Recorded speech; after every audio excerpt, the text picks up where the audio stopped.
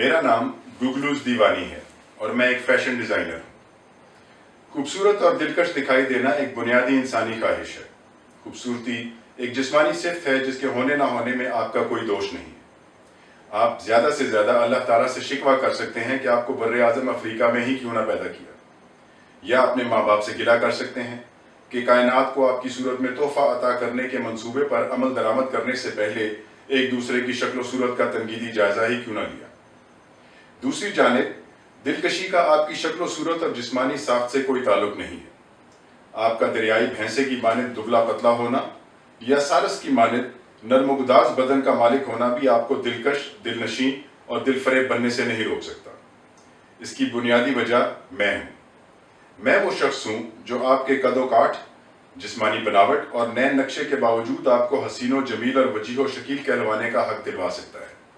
میرا نام گگلوز دیوانی ہے اور میں ایک فیشن ڈیزائنر ہوں۔ چلیے میں آپ کو بتاتا ہوں کہ میں فیشن ڈیزائنر کیسے بنا اور فیشن ڈیزائنر معاشرے میں کیسے اثر و رسوخ کا حامل ہوتا ہے۔ اگر میں یہ کہوں کہ مجھے بچپن ہی سے فیشن ڈیزائنر بننے کا شوق تھا تو اس میں چندہ اچنبھے کی بات نہیں۔ مجھے ابتدا ہی سے ابا کے سوٹوں سے زیادہ اماں کی ساڑیوں میں دلچسپی تھی۔ ابا مجھے کھلونوں کی دکان سے آئرن مین، سپر مین اور اسپائڈر مین دلاتے تھے اور میں چھپ چھپ کر بہنوں کی باربی، بریٹس اور ایڈورا سے کھیلا کرتا۔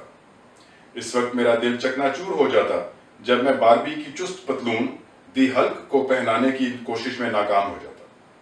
اس موقع پر میں خود سے وعدہ کرتا کہ ایک نہ ایک دن ضرور آئے گا کہ میں عورتوں کے کپڑے مردوں کو اور مردوں کے کپڑے عورتوں کو پہناؤں گا اور معاشرے میں اپنا مقام بناؤں گا۔ یہ تو سب جانتے ہیں کہ فیشن ڈیزائنر ایک جدید اختراع ہے۔ کسی زمانے میں خواتین اور مرد محلے کے درزی کی سلائی مشین کے محتاج ہوا کرتے۔ ہلکی پھلکی آڑی ترچی سلائی کڑھائی خواتین خود گھر پر ہی کر لیا کرتی تھی۔ پھر قدرت کا کرنا ایسا ہوا کہ 70 کی دہائی کے اواخر میں ملک میں ایک مرد مومن کی خلافت قائم ہوئی۔ ملک میں دودھ شہد کی نہریں بہنے لگیں۔ ہیروئن فلم ڈراموں سے نکل کر گلی کوچوں میں ہر شخص کی آغوش تک آن پہنچی۔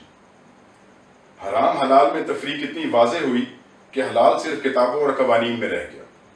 چند سو روپے میں محلے کے درزی سے سوٹ سلا کر پہننا ہماری خواتین کی توہین ہوا۔ یہی وہ وقت تھا کہ فیشن ڈیزائنر کا شعبہ مارز وجود میں آیا۔ خواتین کے حقوق کی پامالی کا یہ عالم تھا کہ خواتین کے پاس اپنی گون اگون گھریلو مصروفیات اور معاشرتی ذمہ داریوں کے بعد اتنی فرصت نہ ہوتی تھی کہ وہ درزیوں، رنگ سازوں اور پیکو کرنے والوں کے پاس جا سکتیں۔ ایسے حالات میں ایک ایسے شعبے کی ضرورت تھی جو ان بیچاری خواتین کی مدد کو آ سکتا، جن کے پاس صرف اتنا وقت ہوتا تھا کہ وہ اپنی شوفر ڈریون کار میں بازار آئیں اور صرف ایک ہی تقریب میں پہننے کے لیے ایک ریڈی میڈ سوٹ صرف اتنے پیسوں میں خرید سکے جن سے ایک غریب گھرانہ ایک مہینے میں پل سکتا ہو۔ مجھ سے درزیوں، رنگ سازوں اور معاشرے کی معزز خواتین کی ایک قسم پرسی نہ دیکھی گئی اور میں نے فیصلہ کیا کہ میں ان کی فلاح و بہبود کے لیے کچھ نہ کچھ ضرور کروں گا۔ اس سے کہیں زیادہ مجھے رہ رہ کر ان مظلوم خواتین کا خیال آتا تھا جن کے پاس ہمدردی کے دو بول بولنے کو 2-3 کریڈٹ کارڈز کے علاوہ اور کچھ نہ ہوتا۔ یوں ایک دن میں نے محلے کے درزیوں اور خواتین کے رسالوں اور جریدوں کی مدد سے درجن بھر سوٹ سلوا کر اپنے خاندان اور اپنے حلقہ احباب کی تمام خواتین میں انتہائی کم قیمت پر بیچ ڈالے۔ جلد ہی قرب و جوار کی خواتین میں میری صلاحیتوں کا چرچا ہونے لگا۔ پہل میری دکان ہوا کرتی تھی۔ کامیابی کے ساتھ اب وہ دکان آؤٹ لیٹ بن گئی ہے۔ چند ہی سالوں میں وہی آؤٹ لیٹ گگلوز کے فلیگ شپ سٹور میں بدل گیا ہے۔ اس کاروبار میں الفاظ اور تراکیب کا چناؤ اہمیت کا حامل ہوتا ہے۔ مثلا دکان غریبوں کے لیے ہوتی ہے، آؤٹ لیٹ پر درمیانے طبقے کے لوگ جاتے ہیں، اونچے طبقے کے لوگ صرف فلیگ شپ سٹورز پر ہی جاتے ہیں، اونچے ترین طبقے کی ٹاپ کلاس سے تعلق رکھنے والے مجھ سے اپوائنٹمنٹ لیتے ہیں۔ ایسی اپوائنٹمنٹ والے روز میں ان کی رہائش گاہ پر جانے کو ترجیح دیتا ہوں۔ فیشن ڈیزائننگ میں میرے صرف 3 اصول ہیں۔ پہلا اصول یہ ہے کہ درزیوں اور رنگ سازوں کو اتنا مصروف رکھیں کہ انہیں اس بات کا احساس کرنے کا وقت ہی نہ ملے کہ 500 روپے کی لاگت میں تیار ہونے اور 15,000 میں بکنے والے سوٹ کے عوض انہیں ابھی بھی 400 روپے ملتے ہیں۔ دوسرا اصول یہ ہے کہ گاہکوں کو اس امر کا کامل یقین دلانا کہ میرے ڈیزائن کیے گئے کوئی بھی 2 سوٹ ایک جیسے نہیں ہوتے۔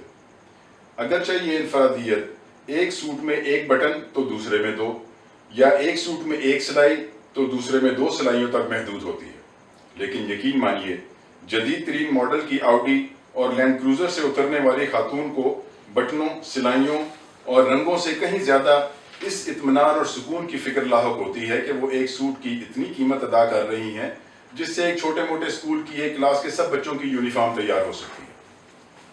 تیسرا اور سب سے اہم اصول یہ ہے کہ پہیہ ایجاد ہو چکا ہے، اسے دوبارہ ایجاد کرنا حماقت ہے۔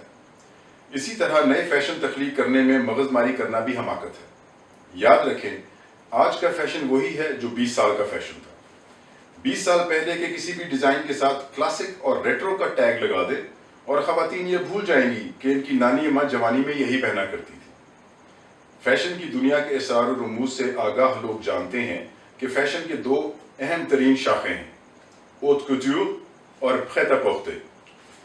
پریت آ پورٹر وہ تیار یعنی ریڈی میڈ لباس ہوتے ہیں جو روزمرہ کی زندگی میں کام آتے ہیں۔ ورکنگ کلوتھز یعنی پیشہ ورانہ خواتین کے ملبوسات سے متعلق اس شعبے میں اس وقت تیزی سے ترقی سامنے آئی جب تعلیم یافتہ خواتین کو یہ احساس ہوا کہ انہیں اپنے دفاتر وغیرہ میں 365 دنوں کے لیے کم از کم 364 مختلف لباس درکار ہوتے ہیں۔ دفاتر میں کام کرنے والے مرد حضرات کے لیے چونکہ پتلونوں کے رنگ اور وضع قطع میں اختراع کی گنجائش کم ہے، اس لیے فیشن ڈیزائنروں نے انہیں ٹائیوں قمیضوں کی تراش خراش میں پھانس کر رکھ دیا ہے۔ میرے ڈیزائنوں میں مردوں کے لیے نیلے رنگ کی قمیض میں گلابی رنگ کے کالر جو اندر سے سبز رنگ کے ہیں، سرخ رنگ کے کف، کالے بٹن جن کے کاجوں میں پیلے رنگ کا دھاگا استعمال ہوا ہے بہت مقبول ہے۔ اس پر سندھی اجرک یا ملتانی دسترخوان کے کپڑے سے کی ٹائی بہت جچتی ہے۔ یہ صرف قدرے آسان ہے۔ ایک ہی بٹن کو 3 مختلف جگہوں پر لگانے سے وہی قمیض کیجول سے اسمارٹ کیجول سے انفارمل ہو جاتی ہے۔ اسی قمیض کے کفوں پر ایک اضافی بٹن لگانے سے یہی قمیض فارمل ہو جاتی ہے۔ انفارمل کو میں فیشن شمار نہیں کرتا کیونکہ اس میں کوئی تخلیقی اپج درکار نہیں ہوتی۔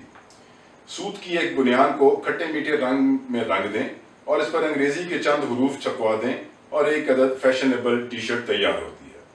دوسری جانب نیلے رنگ کی ڈانگری نما پتلون میں گوشت کی چند بوٹیاں لپیٹ کر بھوکے کتوں کے سامنے پھینک دیں، چند لمحوں بعد کتے خوش اور ایک عدد کول جینز تیار ہوگی۔ ایک عام جینز اور پری واشڈ جینز میں صرف رنگ کاٹ کے ایک چھینٹے کا فرق ہے۔ جس دن محنت سے جی اکتا جائے تو میں ایک تیار پتلون کو گھٹنوں کے نیچے سے کینچی سے کاٹ دیتا ہوں اور اس اختراع کو برمیوڈا کہہ کر دگنی قیمت کا ٹیگ لگا دیتا ہوں۔ یہ پتلونچی عموماً سرکنڈے نما دبلی پتلی ٹانگوں کے حامل ادھیڑ عمر مردوں میں بہت مقبول ہے۔ لیکن جو شعبہ میرے لیے ذاتی طور پر تخلیق اور مالی تمانیت کا باعث ہے وہ اوت کوتور ہے۔ اس میں عمومی طور پر عروسی ملبوسات شامل ہیں۔ اس فیشن کی ایک ممتاز خصوصیت یہ ہے کہ اس میں کسی بھی لباس کا نام نہیں ہوتا۔ مثلاً کوئی دلہن آپ سے یہ نہیں کہے گی کہ اس نے لہنگا پہنا ہے، وہ اپنے لہنگے کو سہلاتے ہوئے یہ کہے گی کہ اس نے دیپک پردھانی پہنا ہے۔ ایسے ہی دلہا اپنے سینے پر فخریہ انداز سے ہاتھ لگاتے ہوئے یہ کہے گا کہ یہ شیروانی نہیں، یہ گگلوز ہے۔ بہرحال عروسی لباس کی ڈیزائننگ قدرے آسان معاملہ ہے۔ کسی بھی رنگ کا کوئی کپڑا لیجئے اور اس پر 20-25 کلو سلما ستارہ کی کڑھائی کروائیں، اس پر اتنی قیمت کا ٹیگ لگائیں جس میں اس سال کی ہونڈا سیوک دستیاب ہوتی ہے یا 4-5 غریب غربا کی شادی ہوتی ہے۔ لیجئے ایک عدد عروسی جوڑا تیار جو کوئی بھی عفیفہ اپنی پوری زندگی میں محض چند گھنٹے زیب تن کرے گی۔ اسی کپڑے میں چند قطرنے بچ جائیں تو دلہا میاں کی شیروانی کے سینے، پشت اور کاندھوں پر چسپاں کر دیں۔ دلہن کے غرارے سے بچی کچی قطرنوں سے دلہا کا چوڑی دار پجامہ تیار کر لیں، لیکن اس پر بھی کم از کم 2-3 لاکھ کا ٹیگ لگانا نہ بھولیں۔ یقین مانیں، جب میں ایک دلہا دلہن کو اپنے تیار کردہ عروسی جوڑوں میں ملبوس دیکھتا ہوں تو پھرتے جذبات سے آنکھیں بھر آتی ہیں اور نظروں کے سامنے اپنے بینک اکاؤنٹ میں روز بروز بڑھتے ہوئے صفر جھلملانے لگتے ہیں۔ سچ پوچھیں تو جس کام میں مجھے مکمل آنند اور سکون ملتا ہے وہ کیٹ واک ڈیزائننگ ہے۔ کیٹ واک ڈیزائننگ کا اولین اصول ہی اس کا آخری اصول ہے۔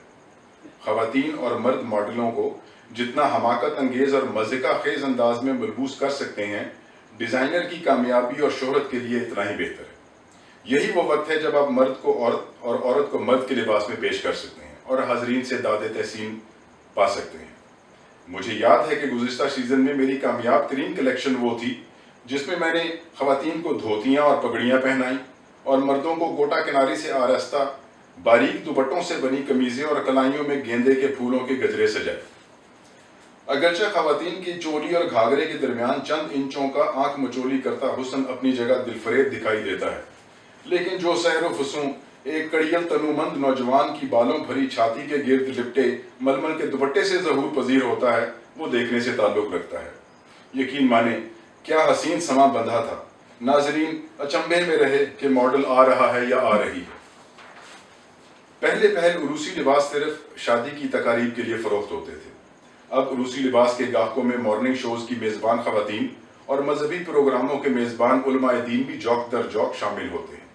میری ڈیزائن کردہ 50,000 کی گوٹا کناری سے مزین شیروانی پہن کر علماء دین جب رقت آمیز لہجے میں سادگی کا درس دیتے ہیں تو ایمان تازہ ہو جاتا ہے۔ اسی طرح جب 1 لاکھ روپے کا مالیتی جوڑا زیب تن کر کے مارننگ شو کی میزبان غریب خواتین کے آنسو پوچھتی ہیں تو انسانیت پر یقین آنے لگتا ہے۔